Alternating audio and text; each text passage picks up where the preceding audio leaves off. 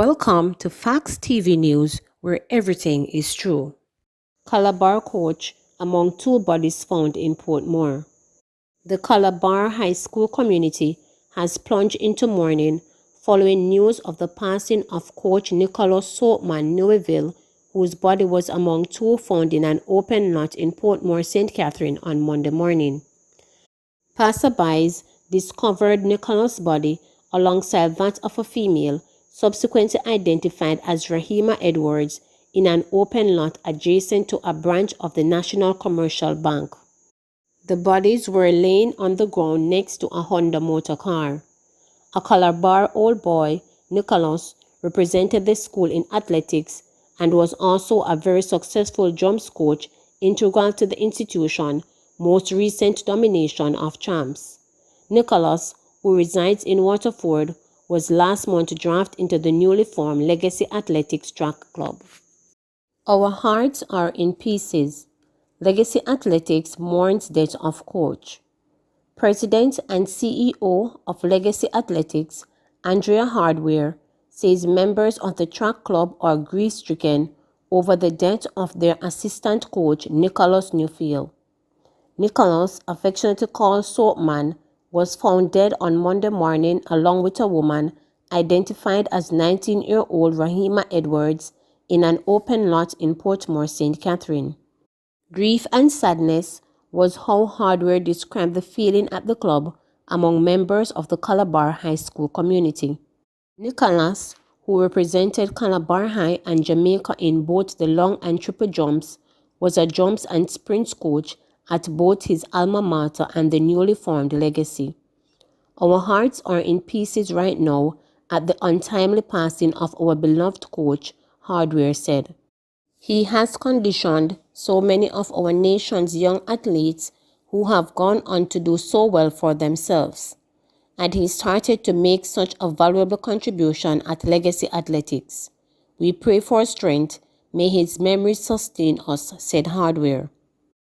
Over his coaching career, Nicholas has helped condition some of Jamaica's top sprinters, such as Christopher Taylor, Oblique Silva, DeJoe Russell, and Michael O'Hara. He has also produced jumpers such as Nicholas Garden, Adrian Riley, Javier Lowe, Todia Gay Willis, and Jelaine Walker, according to the Legacy Club website. In addition, he has been a member of the national coaching staff for a number of games, including the 2011 Carifta in Cayman Islands, the 2018 CAC Senior Games in Colombia, and the 2019 Under-20 Pan American Games in Costa Rica. Nicholas resided in Waterford, just minutes away from where his body was discovered. More identification parades for rape accused in St. Anne. A man who was arrested by the St. Anne police in relation to a series of rape investigations has been charged in one of the cases. The accused was charged with rape after he was pointed out on an identification parade last week. No details were provided about the allegations relative to the case for which the suspect has been charged. According to the head of the St. Anne Police, Superintendent Dwight Powell, the name of the man is being withheld as the police are continuing their probes into other rape incidents. Additionally, the man is to face more identification parades. Since the start of the year, 6 incidents of rape have been reported in the parish. Meanwhile, Powell noted that if there were other rape incidents in the parish that had not yet been reported, citizens are being urged to come forward and have them reported. St. Anne made national headlines across several radio, television, and online media entities after it was alleged that a serial rapist was on the loose in the parish. It was claimed that several women have been abducted by men traveling in motor cars and were later raped. In one case, a woman claimed that she was abducted in Ocho and taken to Portland, where the hoodlums had sex with her without her consent. The woman reported the incident to the police, but she has since retracted her statement, according to the police. Her retraction came sometime after her abduction and rape story was detailed in a voice note that has been circulating on social media, citing fear among women especially that a serial rapist was or a number of rapists were on the loose in the parish. Taxi operator allegedly chased down and found with gun and ammo. Detectives from the Kingston East Police Division arrested and charged 39-year-old Statchmore White, a taxi operator of Santa Cruz Road, Albion Heights, St. Thomas on Thursday, February 11.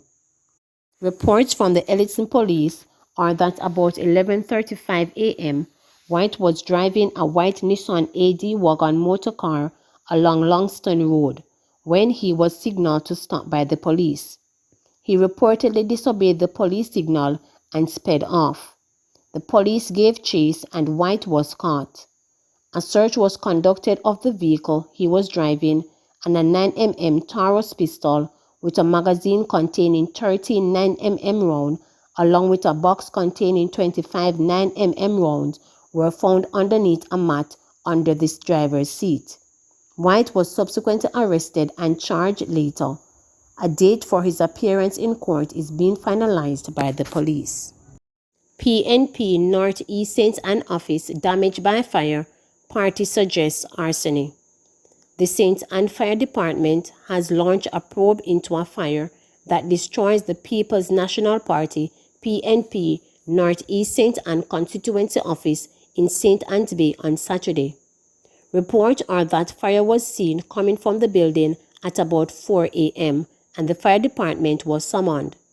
The building was extensively damaged and several of its contents were destroyed. In a statement on Sunday, the PNP said based on the discussions with the fire department in the parish, arson is suspected. The PNP said it strongly condemns criminality of any kind and we equally decry this cowardly and depraved act. We will work with the relevant government authority to ensure this matter is investigated and the perpetrators brought to justice, the party further stated. In noting that it is deeply saddened by the fire, the PNP said it stands with the Northeast St. Anne community as we commit to rebuilding stronger. The estimated cost of the damage from the fire has not been ascertained so far. Dad charged with wounding 5-year-old says child's stepfather did it. A father of 7 children is to be tried in the Kingston and St. Andrew Parish Court for allegedly injuring his 5-year-old daughter. However, the accused is claiming that the child's stepfather caused the injuries. The dad has been charged with unlawful wounding stemming from the January 7, 2018 incident in which he is said to have struck the child. I never hit none of my 7 children, never yet, the accused said when he appeared in court recently. In denying the allegations, he became emotional and claimed that the stepfather did the damage. However, the mother told the court that her daughter will truthfully say what happened. In continuing to profess his innocence, the accused, who the court was told has anger issues, cried, "Me want me youth." But Chief Judge Chester Crooks told him that the dramatics would not work before setting his trial for July 27. 2 men in Trelawney Church murder for court today. 2 of the 3 men charged in the murder of Andrea Lowe Garwood inside a church in Trelawney are to appear in court today. They are 29-year-old Javon Janar Garwood, who is charged with murder and conspiracy to commit murder, and Dwight Brigham, who is charged with murder and illegal possession of a firearm. They are to appear before the Trelawney Parish Court. Garwood is the victim's stepson. A third accused, Leon Hines, appeared in the Home Circuit Court in Kingston on Friday, February 12, when he was remanded until Thursday, February 18. Attorney Mitchell Hemmings said that after court last Friday, that Hines, who was the alleged getaway driver in the car, is in discussion with the prosecution on a plea deal. Hines is charged with murder, illegal possession of firearm, accessory before the fact, accessory after the fact, conspiracy to commit murder, and misprision of felony. 51-year-old Lowe Garwood was shot dead during a worship session at the Agape Christian Fellowship Church in Falmouth, Trelawney on January 31st.